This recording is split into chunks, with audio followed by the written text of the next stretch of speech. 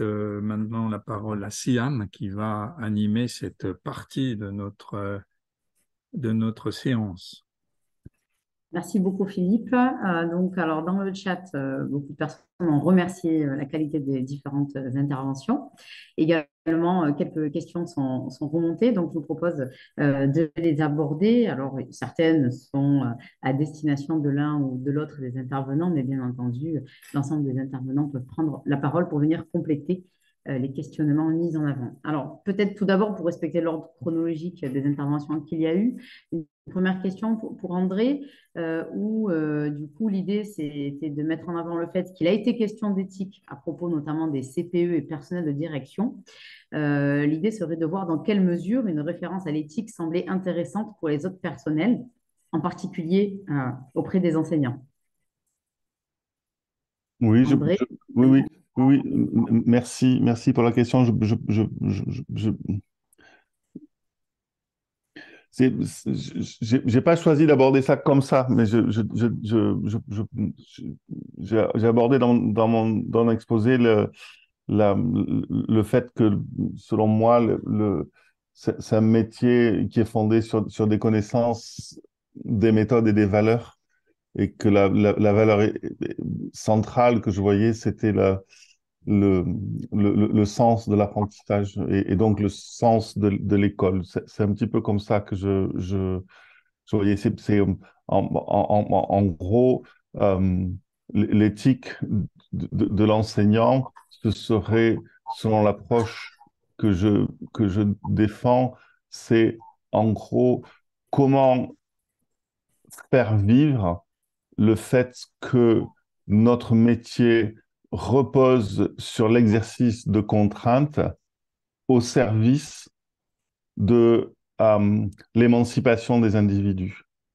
Et pour assumer ce paradoxe, ce paradoxe apparent en tout cas, euh, ma proposition, c'est de dire que ce qui est au cœur, c'est de donner du sens à ces contraintes. Voilà, c'était ça ma proposition.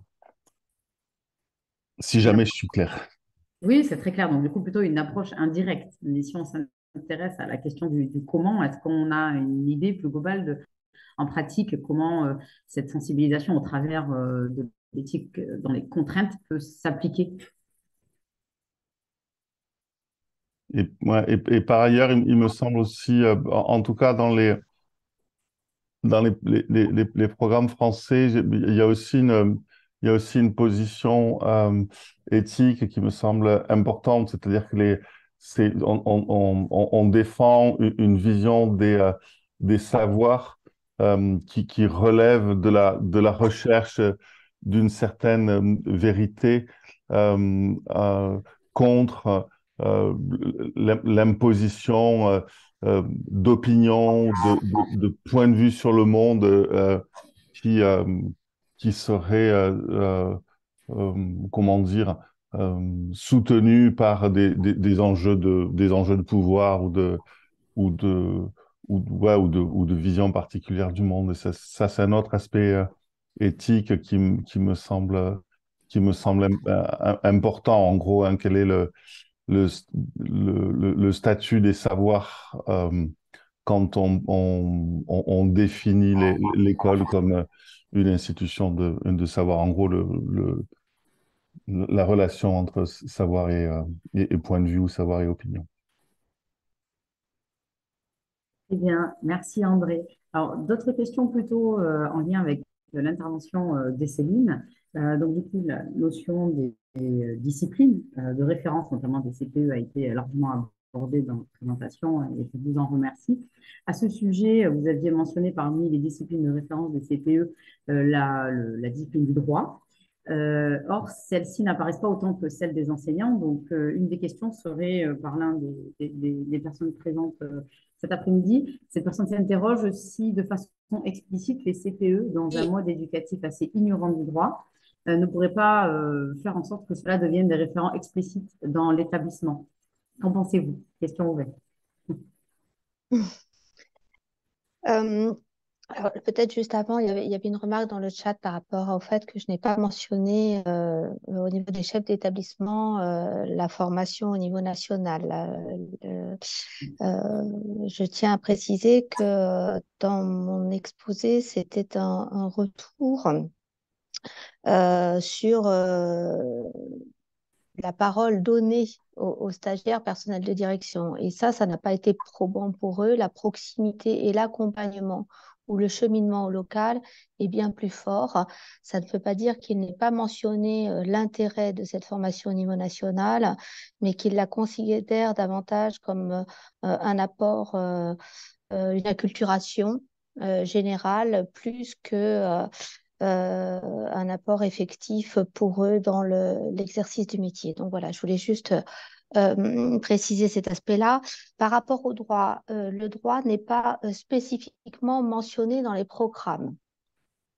Au niveau des conseillers principaux d'éducation, malgré tout, étant préposé historiquement à la discipline disciplinaire, son approche du droit va d'une part être en connaissance des textes officiels qui régissent l'organisation des établissements scolaires pour ne pas commettre d'impair en termes d'encadrement et de réaction possible au niveau des usagers et des parents. Donc, on est sur une lecture du droit, je dirais, sur le plan de l'exercice du métier qui est comme voilà, le médecin doit savoir son dose. On est un peu dans cette dimension-là. Par contre, on utilise beaucoup le droit en articulation avec l'éthique et la morale dans l'analyse des situations éducatives, du praticien réflexif critique. Hein, je suis d'accord, bien évidemment, avec Stéphanie, de façon à effectivement mesurer, on va dire, euh, la marge de manœuvre que l'on a en tant que professionnel. Donc ça, le droit va être utilisé comme possibilité d'autonomie, de décision, mais aussi de positionnement dans un ensemble qui ne laisse pas la possibilité à quelconque, on va dire, dérapage. Donc, ce n'est pas une connaissance, je dirais, du droit en tant que connaissance en tant que telle, mais bien en tant que cadre, euh, on va dire, pratico-pratique qui mobilise ici donc ces professionnels. Merci beaucoup, Céline. Alors, merci d'avoir également répondu sur les questions du chat en lien avec, du coup, la participation à l'IH de Joseph qui nous permet, du coup, d'avoir obtenu des réponses. Du coup, quelques questions également pour Stéphanie. Notamment au sujet de la situation décrite au Québec. Alors, il y avait une question sur le fait de savoir si les propos que vous nous avez aujourd'hui livrés, est-ce qu'ils sont audibles, premièrement, auprès des professionnels et puis auprès de la population. Oui, auprès des professionnels, je dirais que nous avons construit dans les départements des sciences de l'éducation là, des regroupements pour pouvoir justement résister aux forces qui sont actuellement en puissance, ce qui fait en sorte que ces changements ont quand même apporté du bon, puisque nous avons été forcés de revoir justement la place qu'occupent les finalités et la mission existentielle de l'école dans la formation des personnes enseignantes. Donc déjà, ça a été quelque chose d'utile. Nous avons un gouvernement qui fait la sourde oreille, malheureusement, à l'heure actuelle, mais la résistance, elle est multiple. Et j'ai vu là, dans le chat la question de comment est-ce qu'on fait. Et puis, je pense qu'à l'heure actuelle, c'est l'unité dont font part les différents acteurs, actrices de l'éducation qui est intéressante, c'est-à-dire que la constitution d'un front commun à l'heure actuelle face au projet de loi là, qui va amener encore plus loin là, la nouvelle gestion publique au Québec en éducation, qui a permis en fait là, de regrouper la diversité des acteurs, des actrices du scolaire et qui permet aussi de problématiser la situation selon les différentes perspectives et expériences de ces acteurs et de ces actrices et d'argumenter à partir de ces éléments-là, ce qui fait en sorte que la complexité de l'éducation, elle est rendue par cette argumentation critique autour de ce qu'est et ce que devrait être l'éducation et ce que sont les expériences, les expertises des personnes qui sont mises de l'avant à l'égard de ce que pourrait faire le nouveau projet de loi et des dommages qui ont déjà été faits par la mise en œuvre de la nouvelle gestion publique et de la gestion axée sur les résultats dans l'école actuelle. Et justement, dans la continuité de vos propos, il y a une nouvelle question dans le chat qui s'interroge sur la question de savoir est-ce que, à partir de vos analyses, vous vous inscrivez dans des critiques qui parlent de la déprofessionnalisation des métiers de l'éducation? Absolument. La déprofessionnalisation, la disqualification de l'expertise des personnes, notamment des personnes enseignantes, à qui on va opposer l'expertise des résultats des chercheurs sous forme de données probantes. Donc, tout ce qui est la donnée probante à l'heure actuelle mène à cette idée dans le projet de loi, on veut se débarrasser du Conseil supérieur de l'éducation, qui était un organe indépendant qui émettait des avis étoffé sur les enjeux de l'éducation et de l'école et qui en fait vient d'être à toute fin pratique démoli. Et le projet de loi propose de lui substituer l'Institut national d'excellence en éducation, ce mot excellence qui revient tout le temps, et qui, en fin de compte, prescrirait les pratiques qu'on appelle maintenant les pratiques probantes, comme quoi le mot probant commence à avoir beaucoup de traction, mais vraiment là, qui prescrirait les pratiques seulement sur la base de justement de leur qualité dans la pyramide des preuves où on ne reconnaît pas la valeur des recherches de nature plus qualitative, de la recherche spéculative, où on est entièrement dans le comment, donc input-output, donc processus-produit, et sans jamais se poser la question de mais pourquoi? À quelle fin est-ce que l'on souhaite ce produit? Donc, à cet égard-là, justement, on est dans la disqualification et la déqualification. À l'heure actuelle, la pénurie de professionnels en sciences de l'éducation, elle est telle que dans certaines écoles, c'est le concierge qui s'occupe de la classe. On manque de centaines, de milliers de personnel pour les écoles et la disqualification, la déprofessionnalisation, la déqualification contribue à la dévalorisation des professions de l'éducation, ce qui fait en sorte qu'on est pris dans un cercle vicieux. Très bien. Merci Stéphanie. Avant du coup de réaborder peut-être une approche plus globale en lien avec la vision curriculaire, il y avait une nouvelle question pour André Tricot. Les enseignants ont la mission de faire avancer tous les enfants. Dans les faits, à cause des contraintes, ils sont parfois amenés à faire des choix sur les profils auxquels ils s'adressent sans avoir le droit de le dire. Quelles connaissances et compétences aident les enseignants à gérer cette contrainte? C'est une question difficile.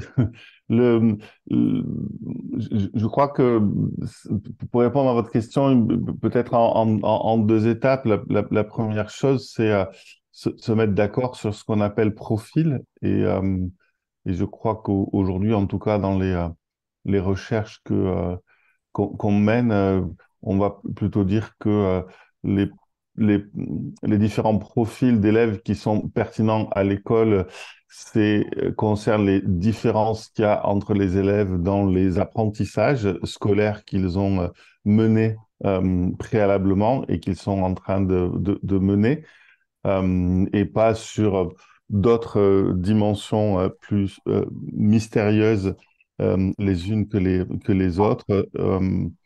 Et je reviendrai sur ce point si vous le souhaitez. La deuxième chose, c'est que la prise en compte des différences à l'école, en tout cas, c'est l'effort qu'on fait, notamment dans des travaux avec un certain nombre de collègues un petit peu partout dans le monde depuis une quarantaine d'années, c'est de dire euh, euh, qu'il existe des moyens pour maintenir euh, une exigence des savoirs, euh, des apprentissages, une ambition des apprentissages pour tous les élèves. Et que finalement, le pire service qu'on puisse rendre aux élèves, c'est de leur dire, certains sont capables d'apprendre à un tel niveau et d'autres sont capables d'apprendre à un niveau inférieur. Et cette idée qu'il n'y aurait pas la même capacité d'apprentissage chez des élèves différents est sans doute l'idée la plus délétère et que c'est à nous, professionnels de l'éducation, de trouver des moyens pour maintenir une ambition qui soit la même. Dans le domaine dans lequel je travaille, qui est un tout petit domaine, hein, pour répondre à cette question, qui est une question énorme, nous, ce qu'on fait, c'est de montrer comment on peut maintenir une ambition en termes de savoir identique en allégeant l'exigence cognitive de la tâche, pas du savoir, mais de la tâche, c'est-à-dire l'exercice qu'on fait faire, du support qu'on donne, mais alléger l'exigence de la tâche temporairement, pour ensuite faire disparaître cet effet d'allègement. Et je dis bien l'allègement de la tâche, l'allègement du support, justement pour maintenir. C'est vrai que le mot exigence est très difficile à prononcer aujourd'hui, mais donc gardons le mot ambition des savoirs. Voilà, là encore, je ne sais pas si je suis clair, mais en tout cas, c'est les efforts qu'on essaie de faire depuis une quarantaine d'années maintenant. Et justement, nous avions une intervention dans le chat qui revenait sur les 4 contraintes que vous évoquez dans votre présentation, hein, temps, lieu, etc. Et la question, enfin, la remarque qui a été mise en avant est la suivante. Il arrive toujours un moment où, si l'on ne fait pas bouger les contraintes, par exemple la surcharge des programmes prescrits, le métier devient un enfer. Ce qui va un petit peu dans le sens de ce que vous évoquiez, hein, c'est-à-dire avoir une approche un peu plus flexible au final de ces différentes contraintes. Alors, comment on peut accompagner justement cette flexibilité, voire même, je vais employer un mot encore plus fort, la résilience des enseignants à l'égard de leur rapport à ces différentes contraintes qui concernent leur quotidien. Mm. Merci encore. On est en train de finir je vais répondre de façon indirecte, hein, mais on est en train de finir une thèse là, qui va être soutenue bientôt sur l'éducation interculturelle des élèves ingénieurs dans des écoles d'ingénieurs en France. Et, c'est un sujet qui est absolument passionnant, l'éducation interculturelle, notamment des ingénieurs. Et je me dis que peut-être que l'éducation interculturelle des enseignants serait intéressante aussi, mais d'un point de vue que je vous propose, c'est que si on prend un tout petit peu de recul et on regarde l'humanité, non pas ce qui s'est passé au cours des 10 dernières années, mais ce qui s'est passé au cours des 4 ou 5 000 dernières années, on constate que d'abord, l'humanité a vécu très longtemps sans école, hein, puis il y a des écoles qui sont arrivées. Et les anthropologues, notamment, et les historiens de l'éducation, montrent très bien que depuis 4000 ans, des façons d'exercer ces 4 contraintes sont extrêmement variées, en fonction du temps et en fonction de la géographie. C'est-à-dire que beaucoup de cultures exercent différemment ces 4 contraintes. Mais en tout cas, il y a enseignement à partir du moment où il y a ces contraintes. Et je crois, c'est une croyance, hein, c'est rien d'autre qu'une croyance, que ce serait sans doute très intéressant de regarder comment dans d'autres lieux, comment dans d'autres temps, on a, comment dire, mis en œuvre différemment ces 4 contraintes. Moi, je suis très, très intéressé par la transmission de la culture traditionnelle en Australie, chez des populations aborigènes. Et c'est très, très intéressant de voir que vous trouvez ces quatre contraintes. Il y a toujours la contrainte de lieu qui est très, très forte. On ne transmet pas dans n'importe quel lieu.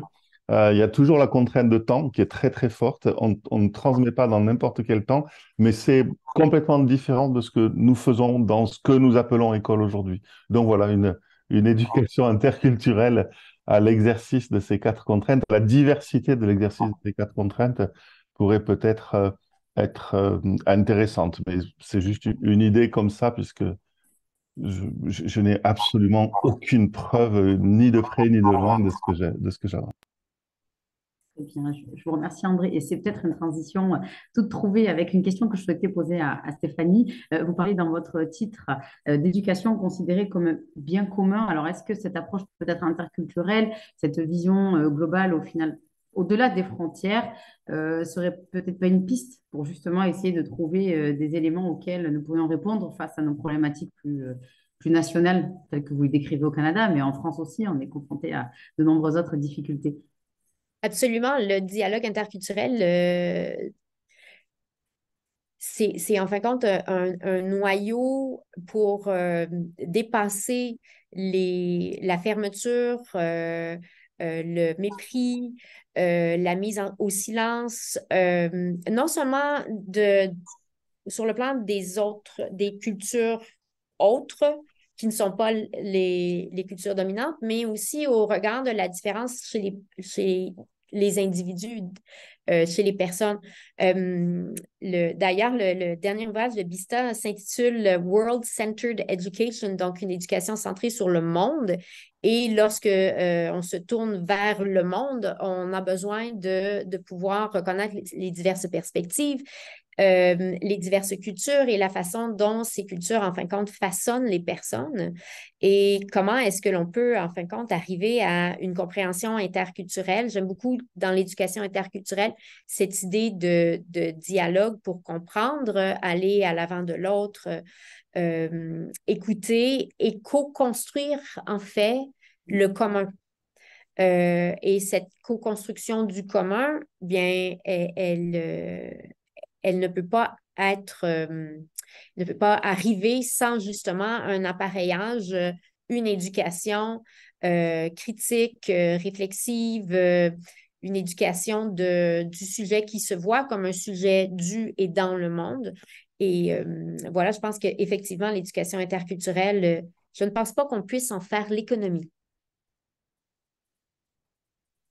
Eh bien, merci Stéphanie. Alors du coup, pour prolonger encore le débat et les échanges entre nous, nous avions avec Philippe une question globale, hein, puisque nous sommes là aujourd'hui pour discuter notamment des professionnels de l'éducation au sens large du terme, dans une optique de mise en place d'une vision systémique, non fragmentée en champs qui vont être cloisonnés, et avec en plus de surcroît une approche qui va être explicite et partagée en matière des finalités générales de l'école publique. Bref, autrement dit, cette fameuse vision curriculaire dont nous parlons cet après-midi. Et à cet égard, nous voulions vous interroger tous les trois sur l'éventuelle révision des référentiels métiers de l'ensemble des professionnels de l'éducation.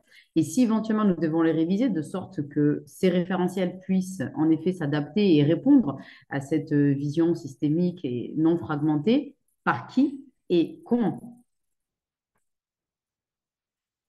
Question un petit peu brute, comme Est-ce ça. que je peux me permettre d'ajouter, Siam, un mot? En fait, je suis frappé par les différences qu'il y a entre nos intervenants, en fait, il y a un côté interculturel, en fait, qui se lie, en fait, d'une certaine façon, parce que j'ai l'impression, par exemple, que les questions de relations de pouvoir et le fameux sujet épistémique qui est situé dans les relations de pouvoir qui existent dans toutes les sociétés, en fait, mis en avant au Québec, en fait, est peu présent tel quel, de façon aussi explicite, dans l'approche traditionnelle que nous avons, nous, dans l'école française.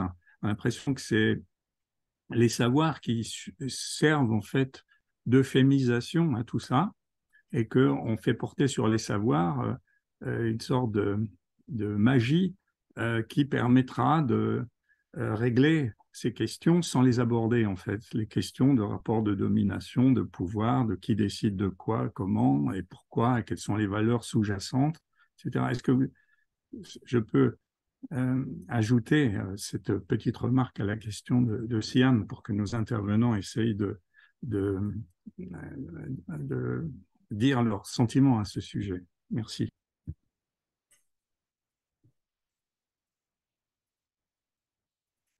Peut-être si je peux commencer. La semaine dernière, j'étais invité dans un autre contexte et j'ai dit la semaine dernière quelque chose que j'aurais dû dire, sachant ce que allait dire Stéphanie, mais comme Stéphanie a parlé après, je ne savais pas ce qu'elle allait dire.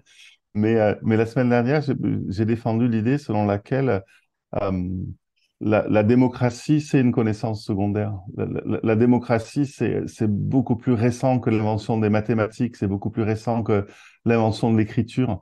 C'est terriblement secondaire, la démocratie. C'est une connaissance absolument contre-intuitive, la démocratie. Et pour moi, voilà, une autre façon de dire, hein, cette semaine, aujourd'hui, j'ai dit que c'était la mission de l'école, c'était de former des individus libres et responsables. Et la semaine dernière, j'ai dit capables de vivre en démocratie de façon critique. Donc voilà, je me suis trompé de semaine, mais en tout cas, sur ce plan-là, Philippe, moi, je me sens vraiment en convergence avec ce qu'a dit Stéphanie. C'est que une autre façon de dire la même chose, c'est-à-dire que quand tu enseignes le théorème de Thalès, la seule bonne question à se poser, c'est en quoi le théorème de Thalès permet à des personnes de vivre dans une société démocratique, de la comprendre,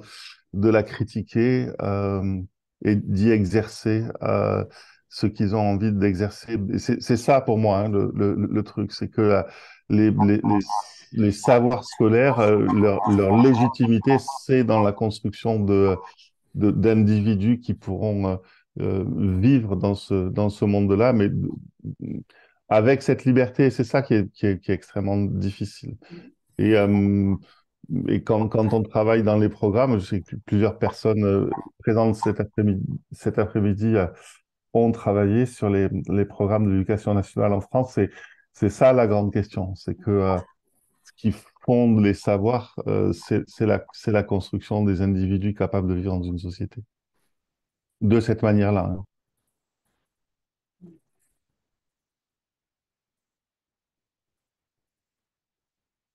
Céline, vous vouliez intervenir? Oui, bah, c'est une question extrêmement difficile, mais la difficulté au niveau des référentiels de compétences, c'est la logique véhiculée derrière, je l'expliquais tout à l'heure, hein, il n'y a pas d'équilibre des logiques, c'est-à-dire que ces référentiels sont actuellement fondés essentiellement dans une logique sociale. Euh, et donc, on ne peut pas penser, on va dire, l'autonomie et le développement individuel et collectif uniquement par cette approche-là. Donc, il y a bien en balance à faire, à rééquilibrer d'une certaine manière ces référentiels pour qu'ils puissent jouer le rôle vraiment de professionnalisation, hein, des acteurs de l'école et non pas simplement alors en tant qu'individu capable de créer, capable d'être force de proposition dans notre système et pas simplement conforme à ce qu'on attend de lui. Après, je pense que sur ces grilles-là, au-delà des visées sous-jacentes où il faut veiller à l'équilibre, euh,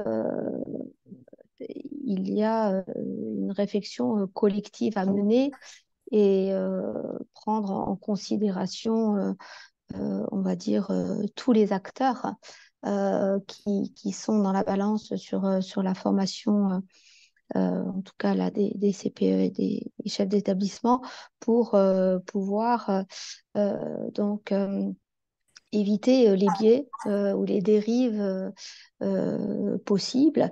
Et puis, je crois qu'on ne s'appuie pas assez sur la recherche, ce qui a été écrit en recherche par rapport aux formations et voilà ce qu'on a pu en dire en termes critiques pour penser ce type de grille de lecture. Donc, le problème actuel, en tout cas chez les CPE et les chefs d'établissement, c'est que nous sommes sur des grilles où on cherche une certaine forme de fonctionnaire de l'État et non pas comme quelque chose qui permette de faire euh, exprimer ce que j'ai dit tout à l'heure, c'est-à-dire dans le cas du CPE, quelqu'un concepteur de son activité.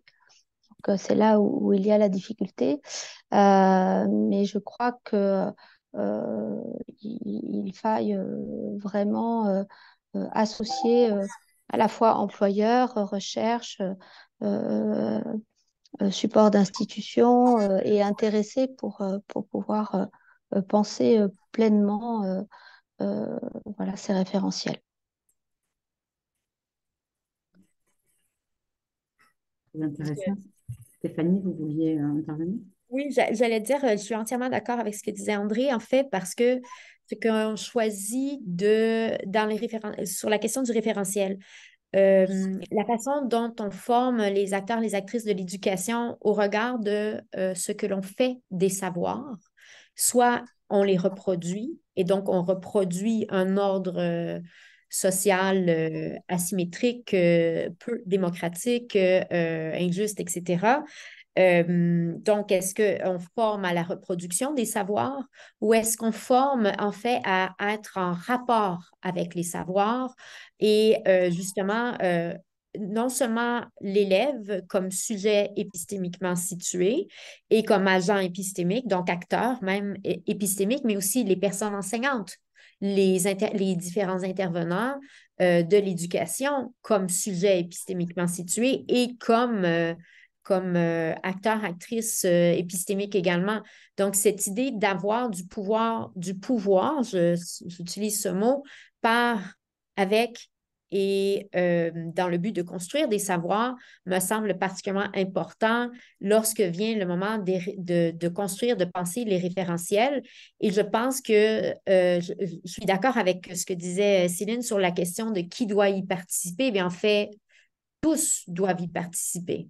Il ne faut pas que ce soit l'affaire de fonctionnaires seuls dans un bureau, pas plus que de chercheurs seuls dans un bureau. Il faut que l'on puisse co-construire ces référentiels pour s'assurer de tenir compte justement de la diversité des perspectives. Et on aurait là un dialogue interculturel particulièrement intéressant. Mais la question de pourquoi savoir, que faire du savoir, et même juste de souligner, est-ce que nous sommes satisfaits avec le monde et nos sociétés telles qu'elles sont? Et si la réponse est non, alors revoyons notre rapport au savoir, le rapport que l'on demande aux élèves d'avoir au savoir. Donc, revoyons l'évaluation des apprentissages. Qu'est-ce qu'on évalue réellement dans nos examens, dans les différentes situations d'évaluation? Donc, je verrais vraiment là, comment on prépare l'éducation, comment on pilote l'éducation et comment on évalue l'éducation. Lorsque l'on construit un référentiel, bien le regard croisé de ces différentes perspectives-là, des différents acteurs, actrices devraient nous aider à s'assurer que l'on réponde justement à ce que l'on souhaite comme éducation plutôt que ce que l'on veut reproduire comme système en quelque sorte. Eh bien, merci Stéphanie, une approche globale où chacun des acteurs a sa place et pour discuter du sens de son action au regard d'un objectif collectif. Alors, depuis que nous sommes dans l'interaction au sujet de cette question des référentiels, donc des nouveaux commentaires dans le chat qui soulignent notamment en matière de formation, je voudrais insister sur l'école française d'ergonomie et l'analyse du travail, Clos, Pastré, Taureau, Durand, Barbier, etc., qui s'appuie beaucoup sur le travail réel et son analyse pour former au travail, ce qui souligne l'importance des analyses de pratique pour peu qu'elles se réfèrent au travail prescrit, afin de pouvoir faire des ponts qui permettent de jouer avec les fameuses contraintes soulignées par André Tricot. Merci Richard Etienne pour cette intervention. Alors peut-être pour aller un peu plus loin dans le débat et puis clore, puisque l'heure tourne, toujours dans cette approche, en effet, de référentiels globaux des métiers des différents professionnels de l'éducation au sens large du terme. Donc, on a un peu abordé la question de qui et comment devrait peut-être réviser ces fameux référentiels. Et au regard de l'ensemble des échanges que nous avons eus en matière d'interculturalité, nous nous sommes posé la question avec Philippe de savoir dans quelle mesure, au niveau international, certaines organisations auraient un rôle à jouer pour promouvoir une vision curriculaire. Et en matière d'organisation internationale, nous pensions notamment à l'OCDE, l'UNESCO. Alors, pensez-vous éventuellement que ce type d'organisme pourrait jouer un rôle? Si oui, lequel et dans quelle mesure, en effet, des propositions émanant de ces organisations pourraient infuser et s'appliquer dans des contextes plus spécifiques de nos pays respectifs? Pas si vous avez un avis sur la question, mais peut-être dans la continuité, en effet, de cette approche d'éducation considérée comme un bien commun et de problématiques communes que nous rencontrons. Est-ce que ce genre d'organisation qui vont aller au-delà des problématiques spécifiques pourrait avoir un avis et un avis qui pourrait nous éclairer dans une orientation de solutionnement de problèmes qui nous concernent tous? Oui, Stéphanie. Mais je dirais pas l'OCDE. L'OCDE n'a pas comme finalité, en fait, qui est peut-être un biais assez particulier, n'a pas comme mission le développement du bien commun, le développement des personnes, sinon dans la visée où cela alimente la croissance économique, justement. C'est une organisation de coopération quand même économique. Donc, certainement pas l'OCDE. J'ai un biais. En ce qui concerne l'UNESCO, oui, mais est-ce que l'UNESCO est le lieu où on va entendre toutes les voix? C'est toujours ces organisations supranationales qui malheureusement sont souvent, comment dire, gouvernées par qui les finance, à quel degré, à quelle enseigne. Je crois beaucoup plus à l'UNESCO, mais je crois qu'il y aurait un travail énorme à faire pour s'assurer que les voix de toutes et de tous soient bien entendues de façon équitable, que la reconnaissance soit au rendez-vous, au sens honnêtien, le soit vraiment au rendez-vous, puisque il y a encore à l'heure actuelle, lorsqu'on regarde certains des documents, des billets occidentaux centrés, une mauvaise compréhension de ce qui se passe ailleurs dans le monde, des valeurs qui peuvent être sous-jacentes à des actions éducatives ailleurs dans le monde. Donc, il me semble que l'UNESCO, si elle parvient à être orientée justement par les principes de justice, par exemple, de Nancy Fraser, là, où tout le monde peut être entendu, reconnu et valorisé. Voilà, peut avoir sa contribution. Mais il y a d'autres organisations internationales qui me semblent vraiment intéressantes également. Dont des organisations intersyndicales qui en fait compte regroupent des organisations syndicales, des acteurs, des actrices de l'éducation à travers le monde, qui sont dans une mouvance militante pour défendre l'éducation comme bien commun. En dialogue avec l'UNESCO, je verrais que cette combinaison pourrait être particulièrement intéressante. ne faut pas négliger que les auteurs, autrices de l'expérience éducative se regroupent collectivement pour défendre, non pas des intérêts corporatistes, des intérêts éducatifs. Quand on défend les professions de l'éducation, on défend l'éducation comme bien commun, à mon sens. Donc, bien voilà, je pense que ça pourrait être une combinaison intéressante puisque ces deux ne se parlent pas tant. Très bien, merci beaucoup Stéphanie. Je ne sais pas si l'un des deux intervenants souhaitait Non, ajouter. je connais pas du tout les organisations supranationales et c'est vrai que si je regarde deux exemples à l'OCDE, l'évaluation PISA ou les compétences du 21e siècle, j'ai aucune idée de comment ça a été fabriqué, pourquoi ça a été fabriqué, par qui ça a été fabriqué. Et donc, voilà, je suis totalement ignorant sur le sujet.